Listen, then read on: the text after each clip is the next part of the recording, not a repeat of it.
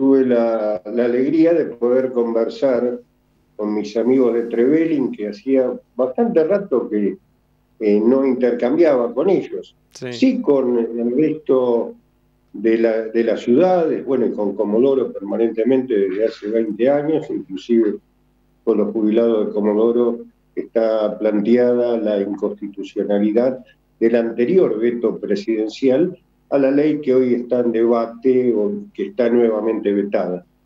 Pero claro, lo que me planteaban los amigos, que es lo que en definitiva se plantea en todo el país, son las enormes dificultades que están sufriendo las personas mayores.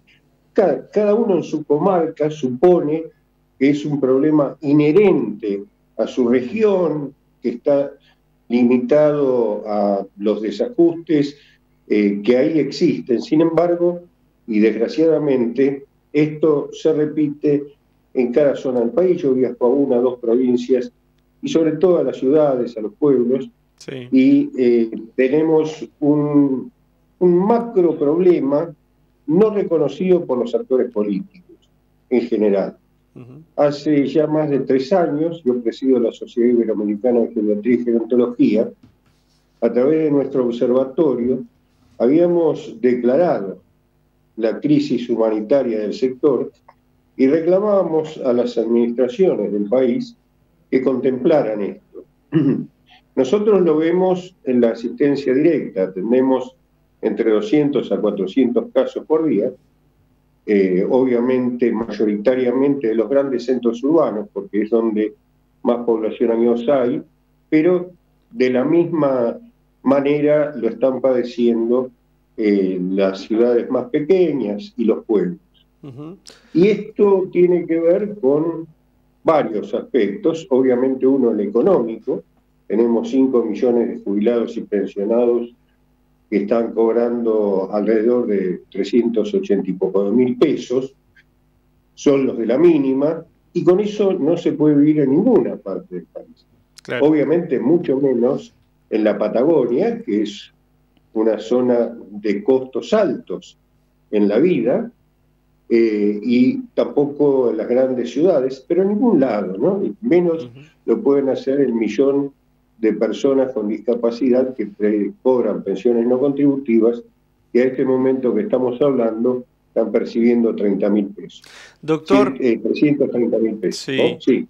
Doctor, y esto que se plantea ahora en nuestra zona de recurrir a la justicia federal también es una herramienta que incluso ustedes desde su espacio terminan quizás aconsejando, porque para buscarle, digo, una vía de solución nos encontramos con una política que no resuelve, que no establece diálogo a veces con las otras partes, como ocurre aquí entre Círculo Médico, PAMI. Bueno, ¿ustedes están aconsejando esto, bueno, a recurrir a la justicia para que intervenga con esto? En realidad la justicia, como en el mundo ocurre, debiera ser la última instancia, Sí. porque el amparo se ha convertido en Argentina en una medida ordinaria. En el mundo es una medida excepcionalísima que se da cuando las administraciones no responden. Eh, Nosotros lo que estamos planteando es que el sistema resuelva. Estábamos en el tema económico y estamos ahora en el tema de la salud, que van íntimamente relacionados. Sí. Eh, y en ese sentido es el PAMI el que tiene que dar las respuestas, o las obras sociales, que también, si bien en menor cantidad de beneficiarios, se hacen totalmente las distraídas. Ujú. Nosotros, inclusive en términos de lo que ahí me comentaban, la dificultad de tener un médico de cabecera, de los conflictos que hay en todo el país con los colegios médicos, las federaciones médicas, con un PAMI que en definitiva es el último responsable, el gran responsable de resolver esos problemas. Sí. Claro, comarcas o ciudades como Trevelin están a 400 kilómetros de su GL, que es Comodoro, donde a su vez la estructura es muy débil y da bajas respuestas, como decía anteriormente. Claro. La justicia inclusive más allá de lo que comentaba, en algunos casos es indispensable cuando hay una patología que requiere ser resuelta, cuando hay una situación inminente, pero cuando hablamos, por ejemplo, de lo que hoy está ocurriendo, se cambió el sistema de entrega de pañales y los pañales no llegan, Sí. es el PAMI, hay que acudir y lo hacemos, bueno, en la medida de lo posible lo difundimos. Son verdaderos disparates. Bueno, hubo recortes, por ejemplo, en nuestra zona con el tema del reparto de leña, que es acá fundamental para nuestra zona patagónica, cordillerana, el tema de los bolsones de alimentos también. ¿Esto ustedes, digamos, han tomado nota de estas situaciones? Sí, fíjense lo particular que ustedes están en una zona obviamente fría y la leña es indispensable. Sin embargo, en el norte, en Misiones, hablaba con la gente de allá hace muy poquito tiempo, de Andresito y demás, sí.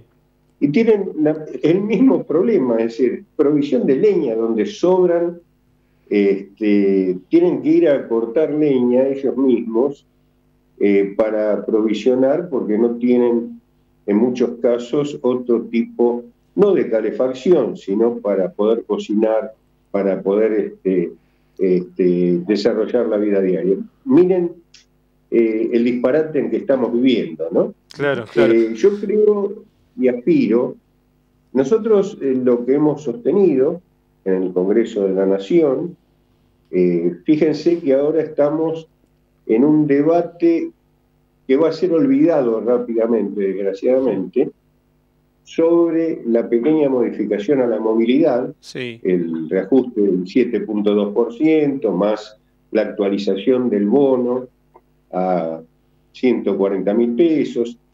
La verdad que es algo a 110.000 pesos, perdón.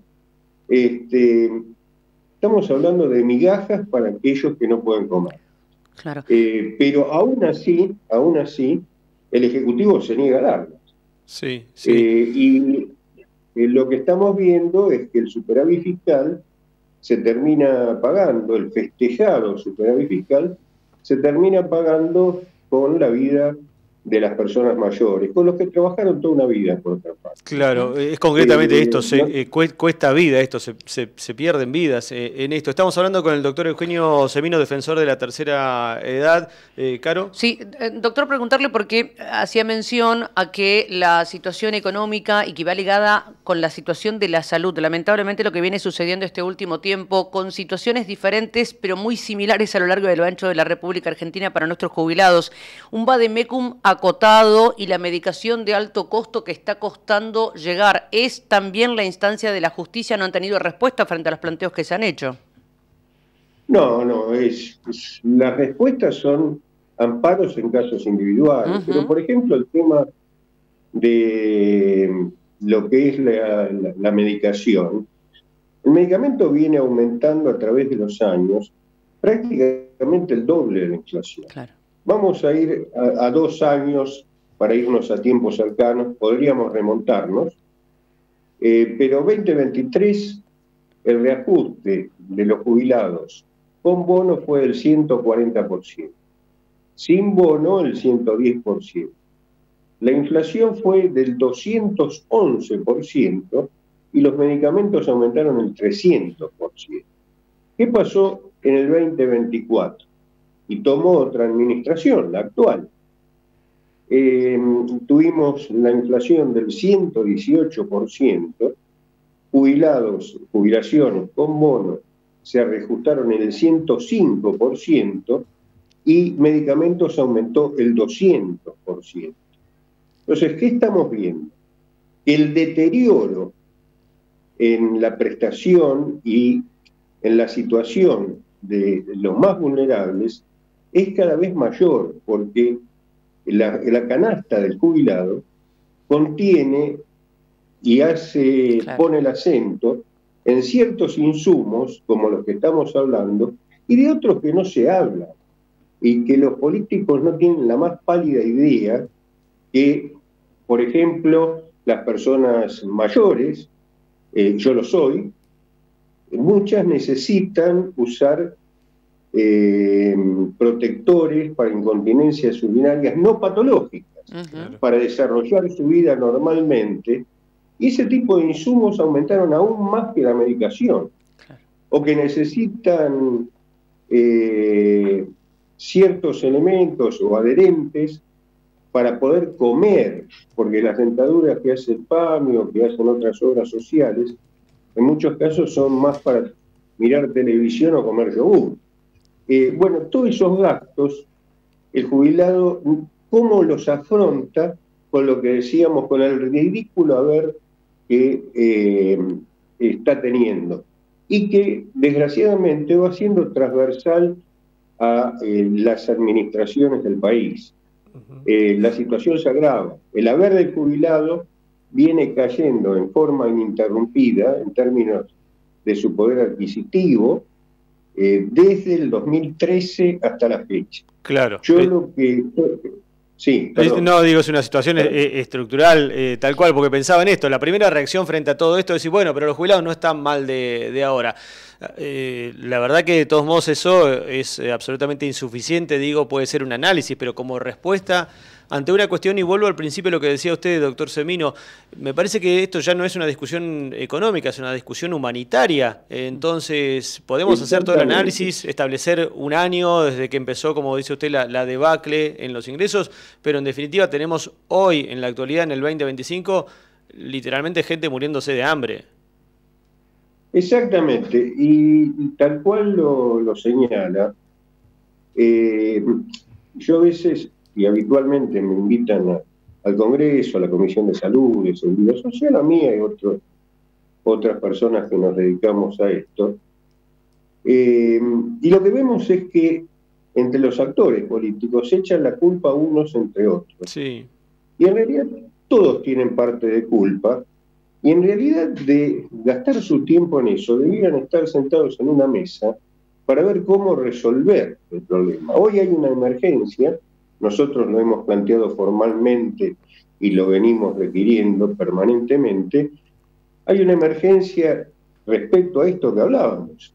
En lo alimentario, el jubilado come lo que puede, no ni lo que debe, ni lo que necesita. El jubilado no tiene atención de la salud en tiempo y forma, y mucho menos puede adquirir los insumos necesarios para sostener la salud. Y por último, y un tema que tal vez en ciudades más chicas es menos notorio, pero en los grandes centros urbanos, la canasta del jubilado se lleva a cabo en lo que tiene que ver con Córdoba capital, Mendoza capital, Rosario, sí, lo que tiene relación con Ciudad de Buenos Aires y con Urbano Bonaerense, porque es donde más manchones de población años hay. Pero bueno, ahí uno de los problemas gravísimos es el tercero, respecto a esto que vengo señalando, que es la vivienda. Sí. En Ciudad de Buenos Aires, por ejemplo, la Defensoría está a 5 cuadras de la Casa de Gobierno.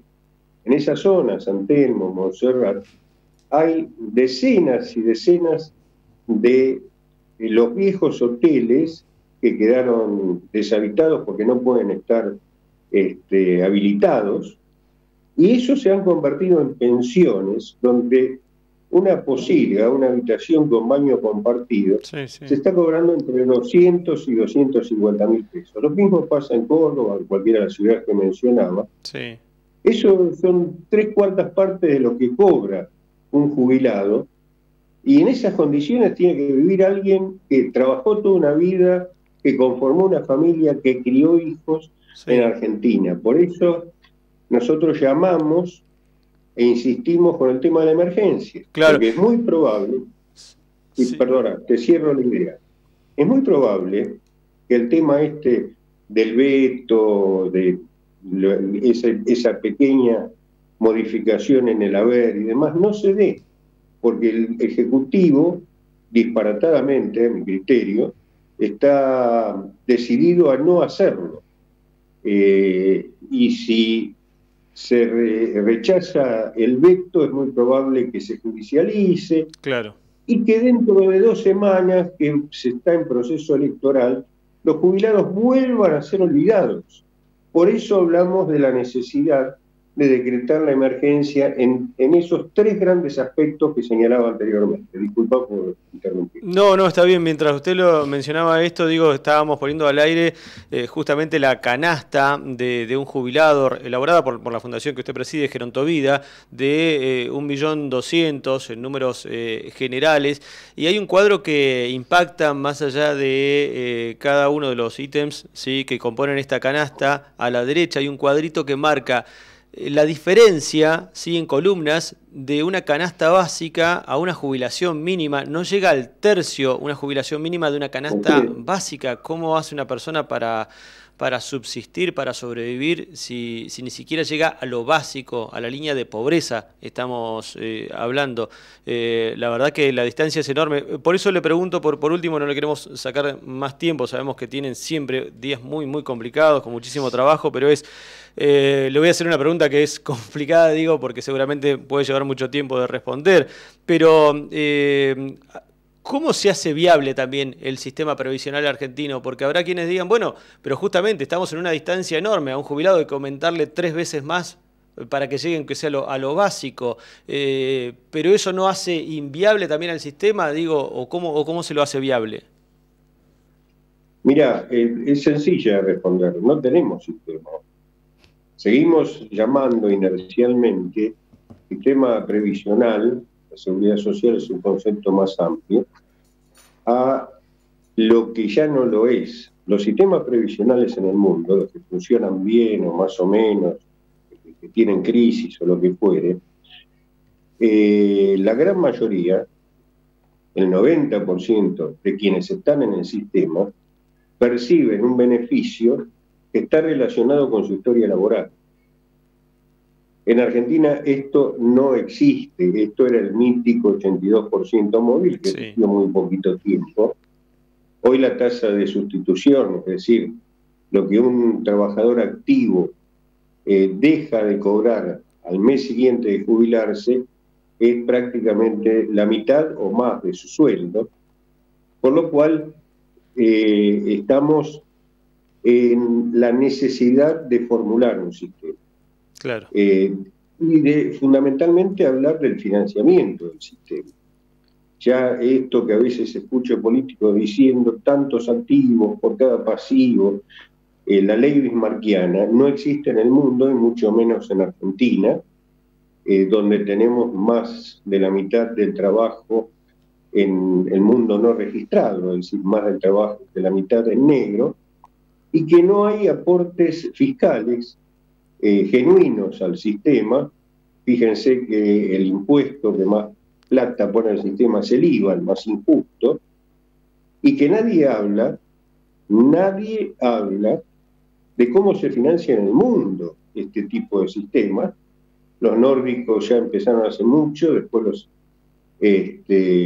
europeos, a que el apoyo a estos sistemas se haga a través de rentas. ¿Y por qué digo el impacto que debiera ser discutir esto? Ustedes están en una provincia muy rica, petrolera, hay minería en Argentina, son rentas que no aportan absolutamente nada a la seguridad social, mucho menos la renta financiera. Claro. Y mientras no se hable de eso, que en muchos casos esas rentas financian sistemas políticos en Latinoamérica, Argentina sigue geográficamente estando en Latinoamérica, y de por eso no se habla, es muy difícil rectificar este estado de cosas. Y cierro para no robarles tiempo. El problema de nosotros, los viejos, en este momento, no es el problema. El problema es que, primero, un viejo es el espejo que adelanta en el cual se ve el que viene en camino. Si ese espejo le devuelve una imagen de necesidades, de incumplimiento de sus deseos, díganme por qué va a querer llegar. ¿Por qué un joven va a hacer un proyecto de vida en este reflejo? Y otra cosa, en el 2024, la mitad de los empleos Argentina no genera nuevos puestos de empleos, Sí, fueron ocupados por jubilados, el 53%. claro. ¿Por qué? Porque a los Tienen 65, que seguir cuando se trabajando. jubilan, tienen que seguir trabajando. Ujú. Entonces, fíjense que el problema de los viejos, que no somos otra cosa que jóvenes arrepentidos, arrastra también a los jóvenes, ¿no? Totalmente, totalmente.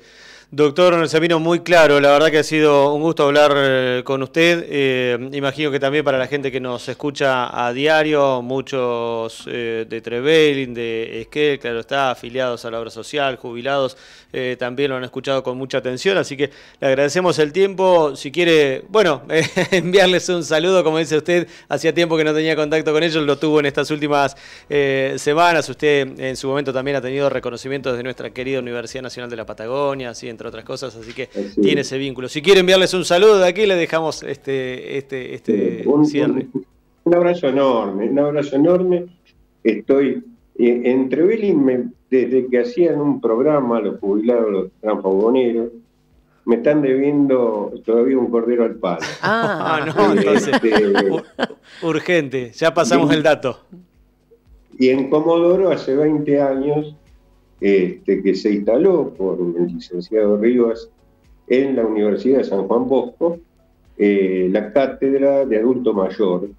Así que empezamos a trabajar en una zona joven, la Patagonia era la región más joven del país, cuando todavía no había tantos adultos mayores. Hoy los hay en promedio más del triple de aquel momento, con la temática.